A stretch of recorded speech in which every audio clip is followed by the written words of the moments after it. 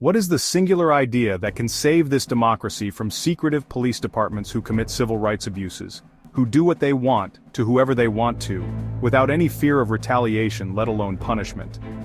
Law enforcement agents who have the nerve to constantly break the law allegedly in the name of enforcing other laws they deem more important for their own purposes or beliefs. Police forces who act like armed militarized thugs on the payroll of the public, who bully civilians with the selective hyper-enforcement of petty victimless regulatory laws. That idea is patrolless policing. The idea surprisingly makes way more sense than you think it does. First of all, what do I mean by patrolless policing? Well, just what I said, and literally, we need to revamp the way in which police services get delivered to the public. Remember, at the end of the day, a government service is what allegedly policing is. Unless we've truly gone too far, and police really are little more than population control for the elites of society to keep the common people afraid and subjugated at this point, trust me, we may be closer to that reality than any of us dares to think, which is exactly why a fundamental and drastic approach to how that service is delivered to the general public at large is so appropriate and drastically needed. Patrolless police departments actually solves instantly nearly all the issues or bad things usually associated with cops, while preserving and in fact improving upon the good parts of policing. How does it work? Simple really, it is policing based upon the firefighter model. In the new paradigm on duty, police would be required to stay in the station or station houses and could only leave when called for assistance, and then only to go directly to render the aid or stop the crime which they have been called to stop. What's so awesome about this idea is it doesn't require any change of the laws already on the books. All that needs to be changed is the manner in which police are deployed. It makes way more sense than some people want to admit, and in fact is so simple but effective that anyone who reads this could and should start petitioning their town councils and mayors to enact such policies. What patrolless policing does is make it so cops only come when they are wanted or needed. In this way, you are preserving and in fact improving the service that people actually expect and want from a government police force. What people actually want from their police forces is that when someone is trying to hurt you or your property, you want to be able to dial 911 and have a professionally trained group of men and women with the authority and ability to make the bad guys stop hurting you or your property, and a police force that investigates crimes that have already occurred to bring the crime doers to justice. In all reality, that's pretty much all citizens want from their police departments. The rest of the crap police do. Which, by the way, is where they continuously mess up and begin to hurt the population rather than help, is the stuff the police themselves tell us we need them to do. But the fact of the matter is, we really do not. Patrolling is really little to no deterrence to crime, and quite frankly, the police have shown us all that quite literally we can't trust them to simply go out on patrol and allegedly uncover crimes. They're bad at it, and so bad at it, in fact now civilians are getting shot regularly, and when they're not shooting people for running from them, cops literally spend the rest of their time busting people for petty crimes that no one really gives two shits about. Well, patrolless policing solves all of that mess in one foul swoop. What's more is cops would experience a higher level of cooperation with the communities they police. Say someone is tired of the drug dealer standing on the corner. Well then, that person can call the cops and report the drug dealers. What's more is the public could be assured cops would actually show up to investigate the drug dealer standing on the corner. Why? Because they will not be too busy patrolling, which is the singular activity all police departments put ahead of all other aspects of their job parameters. What is more is cops being called could be assured that they were actually busting someone for loitering, if not actually the more serious crime of drug dealing, instead of targeting innocent people and violating their civil rights. By eliminating patrols, police would no longer have the opportunity to randomly stop people based upon faulty notions of unproven suspicion.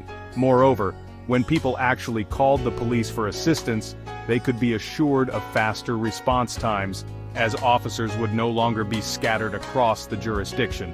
What's more is municipalities would save millions of dollars in fuel, gas, and auto maintenance by not having their fleets of cruisers out randomly patrolling for no reason.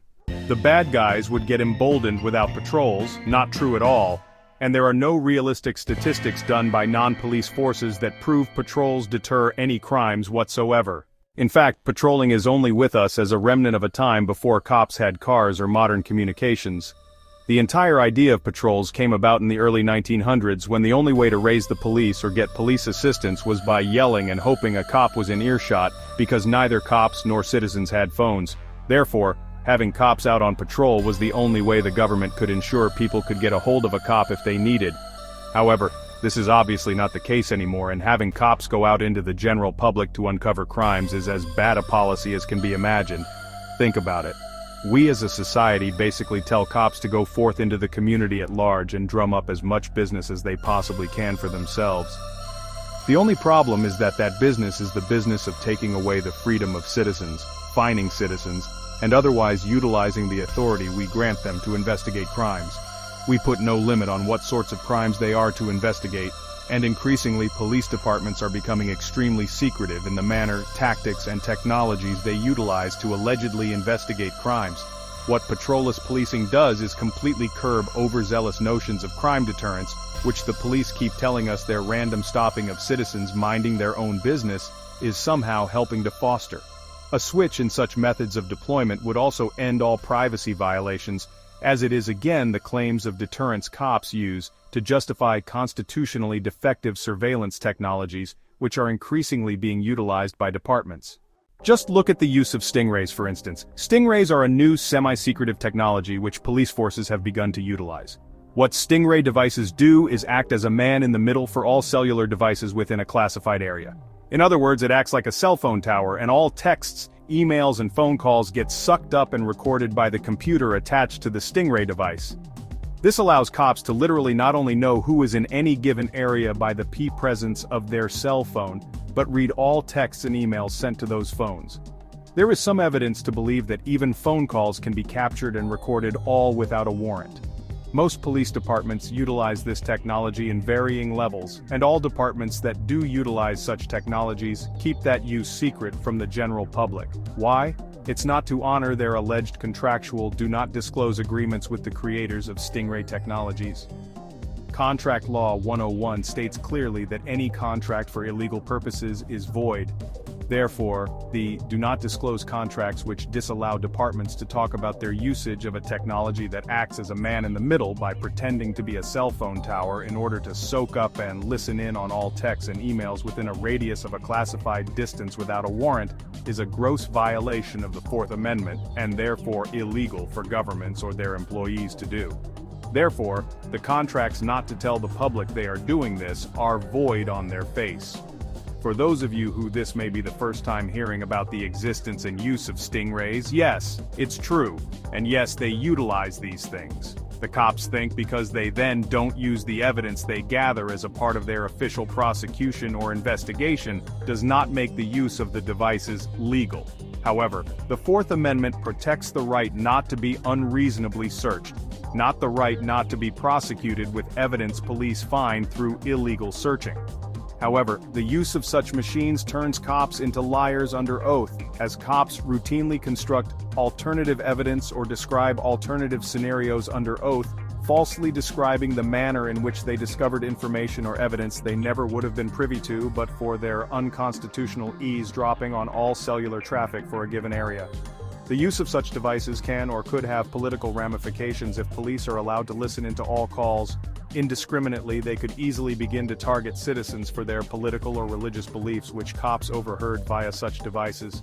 As an example, Joe Blow holds unpopular political beliefs, which the police become aware of through mass surveillance.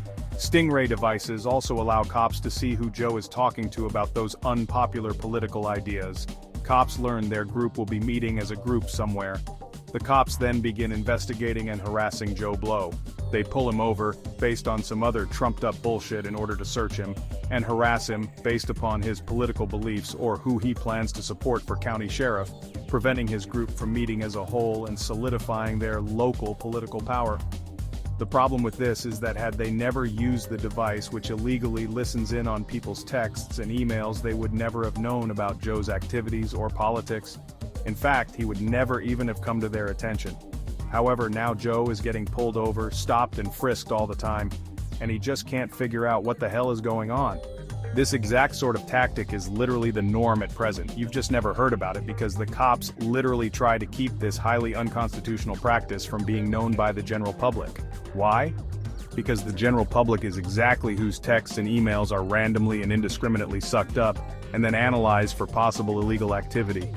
That's just how the devices work. They suck up all cellular activity in an area. All of this is done without a warrant, and the police generally believe that they should be allowed to do these things. Why? Because they can, and no other reason.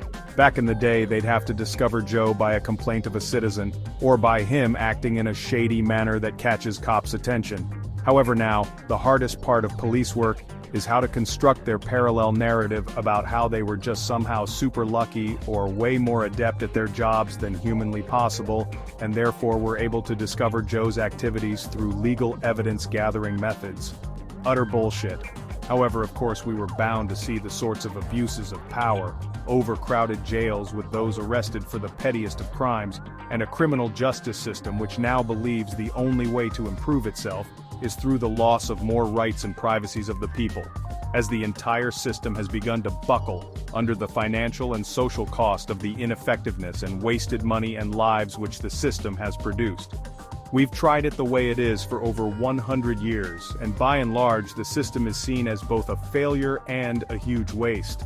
Therefore, it is time to seriously consider a new and better model of policing, which will be cheaper financially and less harmful to the general public as a whole.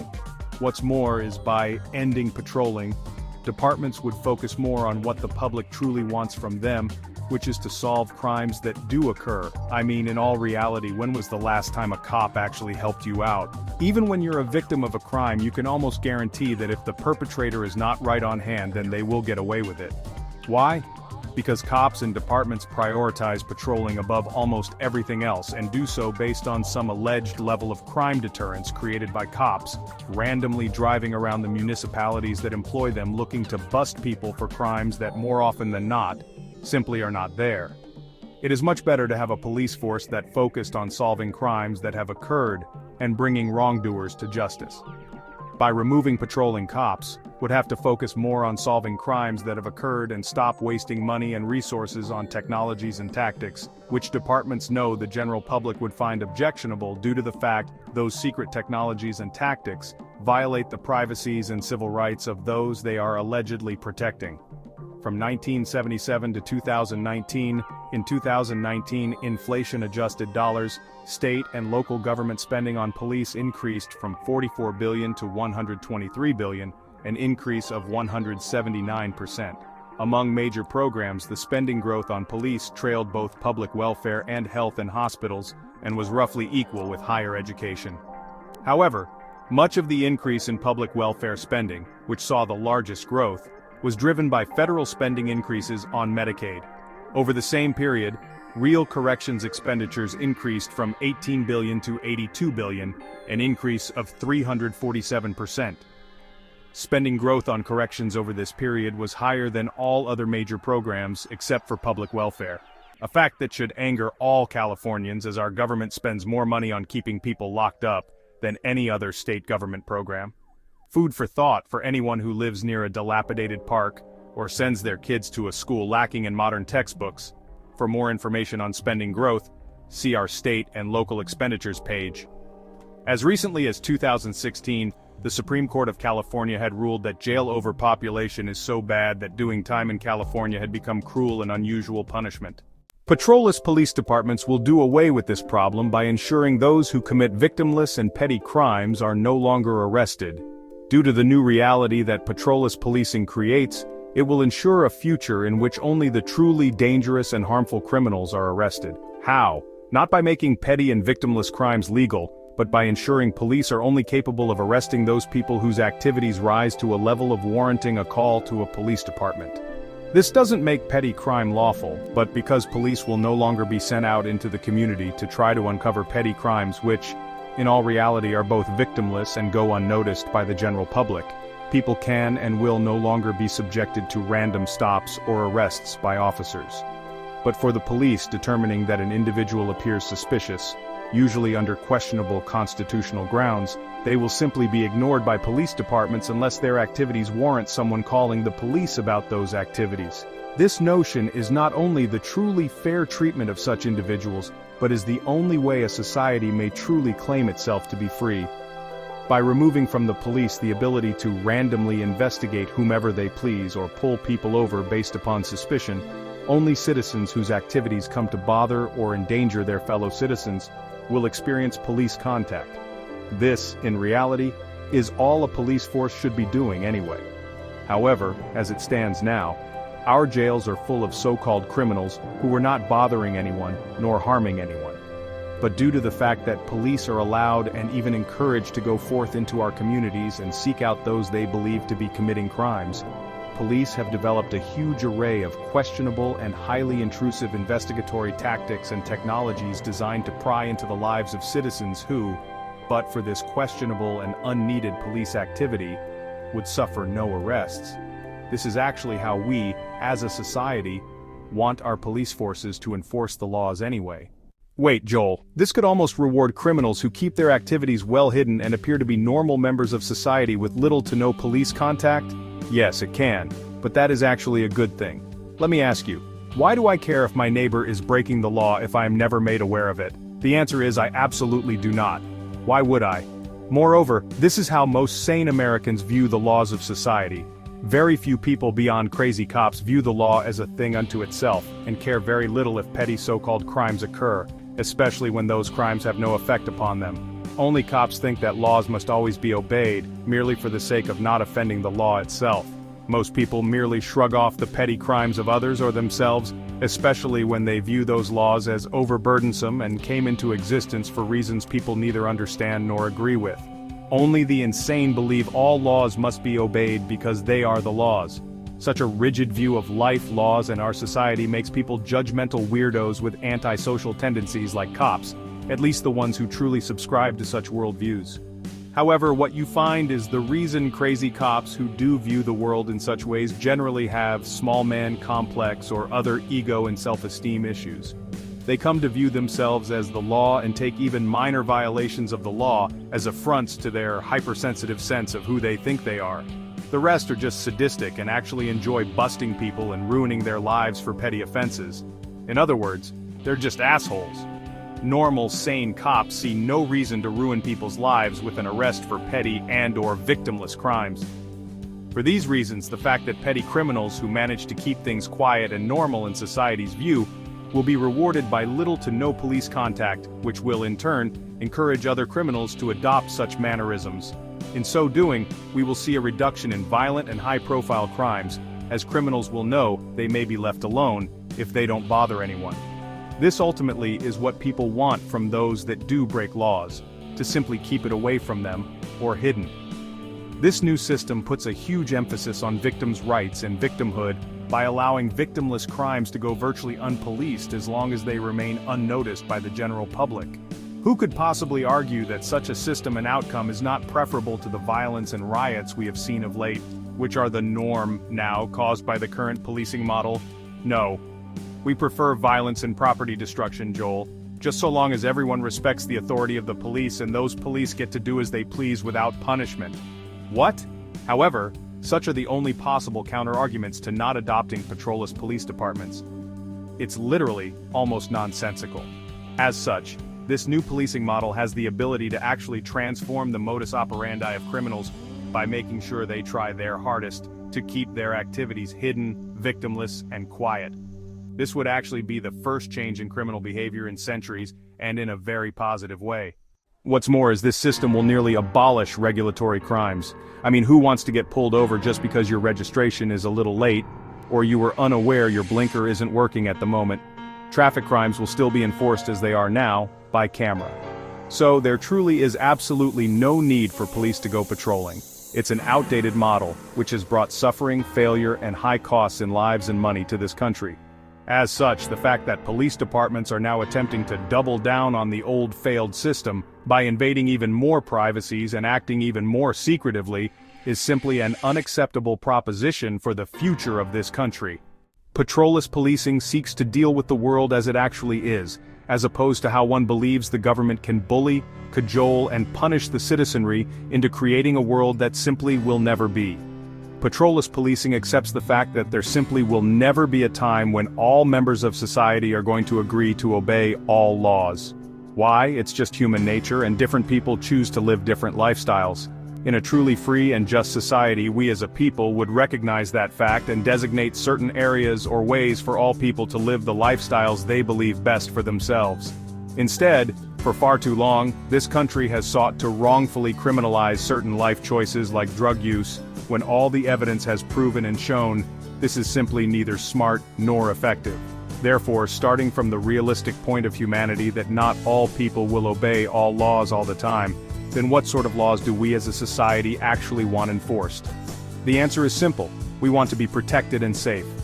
Patrolless policing does this because police will no longer be free to investigate and bust the people they want to bust and investigate, and will only be able to arrest and investigate those individuals who have actually acted in such a manner which caused another citizen to call the police and summon them to the unlawful situation that those citizens have created.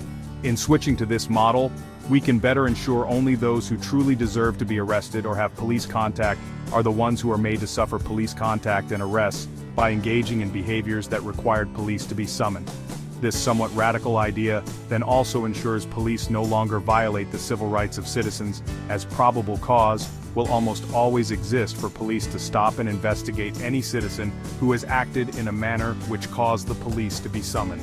Due to the fact that police will no longer be on the streets trying to drum up, and more often than not falsely create what they believe will pass for probable cause to investigate any given citizen, the police will simply no longer be in such a situation where they have an opportunity to engage in such practices. The reason being, police simply will not be there, and instead be dutifully in the station house ready and waiting to respond to only those crime scenes in which they have been summoned to by a member of the general public, or busy trying to solve the crimes that have occurred and bring those who have committed crimes leaving victims to justice. That's not to say that criminals will get a free ride. Say there is a drug dealer selling drugs on the corner near or in front of your house, well then you'd simply call the police on him or her as you'd assume most citizens would do anyway. At which point police can and will come and investigate and most likely bust that individual. What's more is the cops will no longer have to create and falsify evidence in order to investigate said drug dealer, as due to the complaining citizen probable cause has already been created. Therefore, this system will also have the effect of better focusing police resources where they truly should be in order to best serve the public, as opposed to now whereby the police decide who to investigate and usually based upon little or unlawfully obtained evidence. So let's recap and break down the many ways a patrolless police department is preferable to the current outdated model of law enforcement. A. The current model has gotten us overcrowded jails full of people who have committed petty and victimless crimes such as drug possession or use, and crimes people generally care very little about the existence of. B. Current system has created police forces that have been dumbed down, armed, roving thugs, whom are oftentimes much worse than those they claim to keep the rest of us safe from. C. Police forces that focus almost 90% of their resources on patrolling, which is of such questionable deterrence effect on crime, that the general public must constantly be fed propaganda informing us just how important and useful patrolling is, and which distracts police departments from that which the general public actually is desirous of police departments accomplishing, which is to solve those crimes such as burglary, rape, and theft when those crimes do occur. D. Save money by reducing the amount of fuel spent by not having police officers out patrolling the cities which employ them. E. By removing the situation whereby police bust or investigate only the crimes they want to investigate, in favor of a system that forces police to investigate and solve only the crimes the general public wants to see solved. F. Removing the possibility for 95% of civil rights violations by actually changing the circumstances or manner in which an individual may come to experience police contact. G. Completely improve the general view of police departments held by the general public, as the police will only interact with the general public when they have been summoned by members of the general public when a party is in need of assistance. H.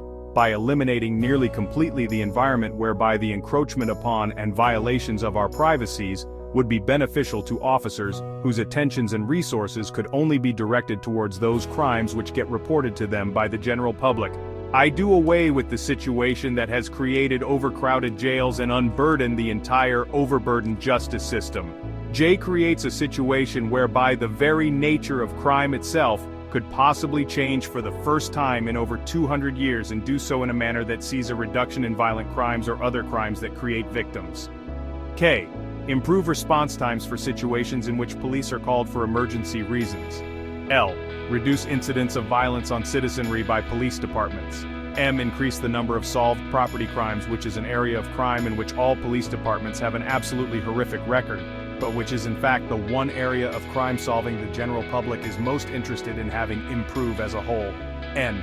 Almost force police departments to refocus their crime-fighting resources to online, where the majority of crimes actually now take place. When one tries to then compare these reasons with the reasons not to change to such a model, which are A. Police will not like the new model due to possible boredom associated with sitting on call at station houses, and that's literally the only possible counter-argument here. The situation becomes a no-brainer. The only question then truly becomes, why are cities and police forces not adopting this model immediately? In fact, it is time they begin.